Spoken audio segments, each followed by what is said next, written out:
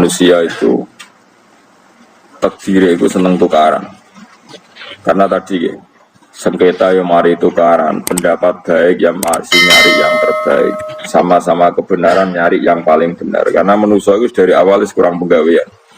Jadi barang apik jadi berdebatno dengan yang luwih napa apik. Sehingga bayangane pangeran niku soben nak kiamat kapan saja terjadi, wong lagi sibuk para padu, lagi sibuk gegeran. Wes mesti. Karena tadi manusia niku pun watak dasare niku konflik. Ya tadi misalnya pengurus masjid, bahkan mungkin organisasi perdamaian itu pas rapat ya tukar. Padahal organisasi ini perdamaian. Ya tapi pas rapat, lalu solusinya apa?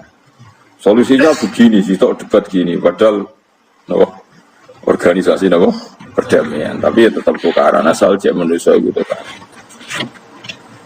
Uniknya lagi manusia itu kalau ingin damai juga harus punya alat untuk tukaran. Nah orang ya tidak.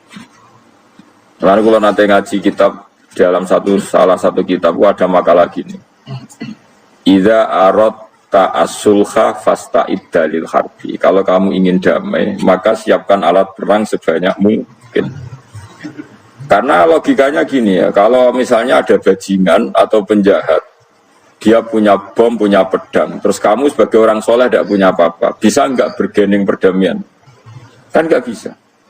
Mereka terpaksa damai karena kamu punya senjata yang imbang. Jadi kalau musuh kamu punya nuklir terus kayak gak punya apa-apa, ayo damai wae. Kono kan rugi damai. Wong tak bom kena kok damai barang kan gitu. Makanya kamu harus punya senjata yang imbang.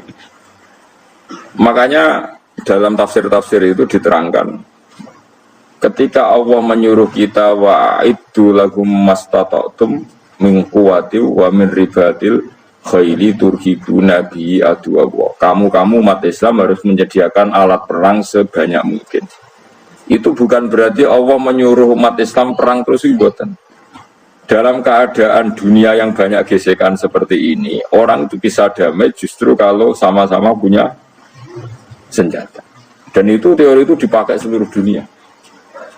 Sekamane cara sing didelok wong akeh sing ora jare. Misalnya Amerika kan terkenal dikjaya, Korea Utara ben dirgani Amerika kudu gawe senjata sebanyak-banyaknya.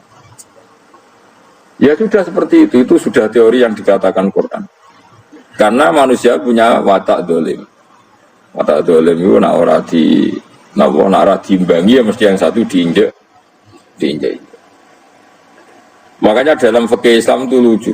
Fikih rodok jorok tapi gelem ra gelem kayak kudu setuju. Nek cara fikih kuwi dibojo ayu cek elek. Nek ra gelem mbok kumpuli ra wajib mbok nafakoi. Jadi kono iso ngancam gak bukai duit ra tak kei. Ajane rodok jorok fikih. Itu cara fikih memang gitu. Perempuan itu tidak wajib melayani suaminya jika tidak dikasih nafkah. Dan lucunya fikih yang merovokasi sing lanang dan wong lanang ra wajib nafkahi nek ra digawe iku wis ora usah terang iku opo.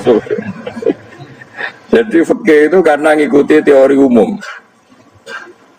Makanya Mbah Mun itu fikih kata beliau itu aku mbek fikih ini ra cocok. Aku mau omah tapi dagangan perkara itu. Tapi memang secara prosedur fikih gitu. Mana wong kere-kere itu pancen ya serantuk jatah kelon karena ra iso nafkah itu. Itu cara fikih. Memang seperti itu. Karena kere kok polahan, no? Kere kok pola. Karena nak kere kudu ganteng. Jadi orang untuk jatah sing wedok sing seneng lah itu ijen untuk jatah. Tapi nek wis kere elek ya wis nolongso perkarane memang. Jadi karena seorang istri wajib melayani suaminya jika tidak kodak nafkah. Bahkan menurut fikih Islam itu boleh rafa. Jadi oleh rafa'ni hakim. Pak Hakim suami saya kiri itu boleh. Dan itu bisa diceraikan oleh siapa? Hakim. Jadi rafa. Karena tadi manusia itu yakhisimun di mental konflik. Dan mental konflik itu tidak dihilangkan Allah sama sekali kecuali nanti setelah di surga. Makanya Allah ngendikan apa wa naza'na ma fi sudurihim min ghillin. Jadi sifat dengki, sifat hasud itu dihilangkan nanti setelah di surga. Artinya di dunia itu antar wong saleh ya mesti hasud. Mana ada sing ora saleh, sing saleh wae kudu khas. Ya senine. Waktu Indonesia ini rebutan dari presiden iku rebutan masjid geger. Bahkan rebutan ngeklaim nak salate paling sah, torekoe paling bener iku yo geger. Padahal yang ngerti otoritas itu yang pangeran, tapi manusia tetap menang kalah. Geger.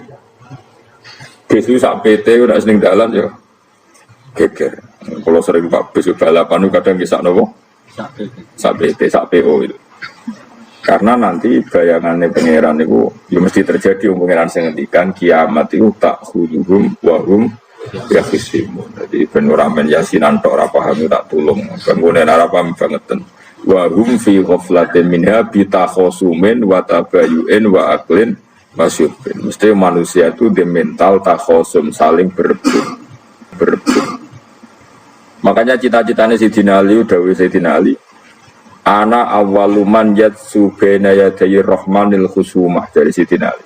Saya nanti pertama ketemu pangeran itu akan melaporkan musuh-musuh saya. Jadi cita-cita ini. Aku lah di rencana ngono. Aku lah tidak seru, no? Jebule bareng lapor ku Allah wah yo nyoro. Sayyidina Ali beda anak gue wis lapor jebule. Salah. Karena apa? Ya itu tadi. Manusa itu pokoknya ngono. Pertama manusa itu Nabi Adam. Iku ya wis geger mbek malaikat. Dari pangeran Adam khalifah, dari malaikat khalifah kok manusa mesti seneng geger. Tapi malaikat protes itu geger dhewe, wong pangeran sing duwe kawula kok ngangkat digegeri. Dengan pangeran ra trimo. Wong aku sing duwe makhluk gawe aturan kok mbok gegeri. Iku pangeran. Jadi manusia pertama itu ribet. Pertama ribet be malaikat. Bareng Qabil be Habil ya ribet be dulur. Mulai dhisik perkara wedoan. Terus kunane kunong wedok mari ribet. Kalau wedok tambah ribet. Soalnya doanya aku sering ribet dinikmati no? Makanya banyak orang top itu. Kalau punya kenalan banyak orang top. Ini ribet itu di manage. Jadi ada salah satu tokoh Indonesia itu terkenal sekali. Nak pidato ra kontroversi ra iso turu. Tapi nak wis pidato wong bingung kabeh iso turu. Niku saya sangat kenal orangnya. Lengker supire takoki, "Mau piye? Tak pidato ini bingung ta." Nak dijawab ra bingung kecewa deh. Dene jawab wah bingung sedanten. Wah, seneng terus iso turu deh. Karena memang konflik itu manusia tuh seperti itu. Jadi apa ya? Kebaikan pun makanya ada guyonan ini betul kisah nyata ini, tapi reputasi negaranya ini karena sensitif. Ada negara tertentu yang muadzin itu digaji 30 juta. Jadi orang melarat ini muadzin itu 30 juta. Naiknya BMB. Imamnya itu digaji 70 juta. Hitung saja kalau 70 juta satu bulan satu sholat berapa? 70 dibagi 30. Kira-kira berapa satu hari? 2 juta, sekitar 2 juta 200 lah. Enggak kayak Indonesia, imamnya fakir-fakir, terus muadzinnya fakir-fakir. Dikira itu satu prestasi negara itu karena mengapresiasi, menghormati muadzin dan imam. Jebule sing kiai Indonesia aja penak, madikman ke sholat terus. Maksudnya madikman ke sholat terus lah ono gajine. Akhirnya kecewa. Semenjak itu ora berani cerita prestasi negara itu pada Indonesia. Ya dia itu bangga negaranya itu menghormati imam sampai digaji muadzin digaji. Dikirakan Indonesia dinya. Imam Indonesia kan fakir-fakir, kadang wis padasane lek imam dhewe koma dhewe. Macam-macam. Nah. Tapi dekne gak ngerti nek Indonesia ku pinter tukaran, pinter debat. Oh, berarti ke sholat terus itu perkara ono gajine tuh. Makanya imam di sana sergap-sergap karena kalau nggak ngimami dipotong gaji. Semenjak itu negara itu nggak pernah cerita prestasinya negaranya mengelola imam. Nah itu dunia mari geger. Saya sering debat sama banyak kiai karena itu. Gue setuju di masjid imami digaji sama ndak. Misalnya saya partai ikhlas, setuju ndak biar imam itu ikhlas. Ada yang partai realistis, mereka kan punya keluarga harus dibaji dong, kalau enggak kasihan. Partai realistis versus partai ikhlas.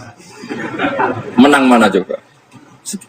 Menurut hukumnya Allah mungkin menang ikhlas, tapi partai realistis, masuk uang ngimami tok rantuk gaji. Artinya apa? Dalam kebenaran saja bisa diperdebatkan, apalagi barang benar baik batin. Karena manusia itu punya mental wahum yakhisimun. Ya sudah seperti itu. Makanya nanti benar-benar gak ada konflik itu di akhirat. Mulai akhirnya imam gak bangga. Surga imami wansane hebat, boleh mergo digaji. Mandik man ke sholat terus ngono gaji ini. Artinya sholatnya orang Indonesia itu luar biasa. Imam-imam Indonesia tambah gaji kok. Ya resikonya kadang mutung, itu kan gak masalah. Tapi ya gak masalah lah, tapi tetap pasti bang no gaji. Karena gue lalu bingung saya hafid mulai digaji, ustadz digaji, gue lalu bingung bercerita kok berkali-kali. Beberapa pemprov kan ingin mengapresiasi hafid dapat insentif terus ustadz. Gue cerita jenengan termasuk yang setuju apa enggak? Muni setuju, gue kok didik uang kedunian. Muni ras setuju hafid betul duit kok ora oleh. Aku yang mendingin, wong alim mereka mikir dunia, itu yang tanya itu kadang ibu gubernurnya tanya saya, bupatinya tanya saya, Gus di daerah mana-mana itu ustadz guru madrasah itu dapat insentif, terus jenengan Rembang setuju apa enggak? Aku jawab yo ngelatih ustadz seneng duit yo ora apik. Nentang ustadz untuk rezeki ku yo ora apik. Ustadz fakir yo akeh tenan. Nah, aku kan wong keramat, gak mati masalah cara orang untuk gaji. Tapi kan tidak semua orang keramat. Mulane wong keramat untuk gaji tetap gagal. Tapi rata-rata ustadz kan tidak keramat. Gak keramat bojone cerewet. Kumpul mertua. Nggak, kalau sampean misalnya jadi ini cerita wakisimun. Seman setuju enggak kalau ada hafid itu dapat insentif? Ayo ngaco. Setuju ora? Loh, setuju hafid. Terus gue senang hafid itu di mental materialistik. Setuju tak? Nggak. Terus gue setuju hafid radhi duit. Kemudian dia jadi ngurusi aku. Jadi memang kebaikan saja bisa diperdebatkan. Makanya dulu kalau ulama, makanya ijtihad itu penting. Ulama dulu itu kalau gejolak-gejolakan itu dalam hal yang tidak mujma'alah ya, tentu dalam hal yang tidak mujma'alah. Itu gejolak-gejolakannya itu nggak pernah selesai. Karena memang sesuatu itu pasti mirip ke sana, mirip kemari. Makanya disebut ra'yuna shawabun yahtamilul khata' wa ra'yuka khata'un yahtamilul shawab. Pendapat saya itu taruhannya benar dulu tapi ya mungkin salah, tapi pendapat Anda salah tapi mungkin benar karena mirip-mirip. Misalnya zaman sahabat itu sudah jadi perdebatan gini. Setelah Mekah ditaklukkan Rasulullah dan setelah Rasulullah wafat dan Islam sangat-sangat kuasa, bukan sekedar kuasa lagi, sangat kuasa. Paling enggak menguasai Mekah Medina. Itu perdebatannya gini. Kita keluar Medina apa enggak? Sebagian sahabat enggak, kita di Medina, ini ardu Rasulillah, ini muhajaru Rasulillah, tempat yang dipakai hijrah Nabi. Kita keluar dari Mekah enggak usah. Sholat di Mekah itu fadilahnya sebagaimana 1000 sholat. Wah, debat gitu. Yang separuh enggak. Nguyai segoro itu apik tau. Mekah Medina sekarang sudah jadi negara Islam, tapi banyak bumi lain yang belum ada Islam. Menyebarkan Islam itu penting, enggak penting. Efeknya meninggalkan Mekah Medina. Hanya separuh sahabat yang meninggalkan Mekah Medina. Mimpiinihim itu orang-orang keren, Kak Sayyidina Ali. Sayyidina Ali akhirnya Sakan Al-Kufah. Dia hidup di mana? Kufah. Abu Darda hidup di Syam. Salman Al-Farisi hidup di Palestina. Karena dia milih pendapat, kok nguyai segoro, semua sampai harus ditinggal. Akhirnya menyebarkan Islam kemana-mana. Termasuk barokahnya mazhab itu ada yang ke Cina, terus terdampar di Selat Malaka, terus ada yang ke Aceh. Makanya banyak yang berpendapat Islam masuk Indonesia ya apa sahabat. Tapi kalau ditanya bagaimana hukumnya meninggalkan Mekah Medina, ya buruk. Negara sebaik itu kok ditinggalkan. Tapi bagaimana hukumnya membiarkan bumi lain tanpa dai, ya buruk. Terus kayak jawabmu gitu. Jadi dalam kebaikan saja ada perdebatan. Kayak gue lah misalnya, dia hukumnya dolan be konco traktir ya ape, dia hukumnya traktir konco nganggu jatah belanjane bojo, elek. Akhirnya jadi ngelanang-lanang, jono dewi kesono jatah bojo atau jatah konco, karena dia mau cukup, nah orang Ya itu sudah semua manusia itu wahum yakhisimun. Makanya sampean kalau beda pendapat itu sing biasa wae. Coba wong saiki beda pendapat geger. Beda pendapat itu sudah fitrah. Enggak mungkin lah. Kita ada beda pendapat itu enggak mungkin. Di kampung-kampung kalau ada masjid speaker di mana-mana saya sering ditanya. Wadah yang bagus. Kandani nak adzan juga banter-banter, mengerameni tonggo. Nak niat sholat terus adzan nak isteko. Sing sitok, yo ora kudu banter ben siap. Sing sitok.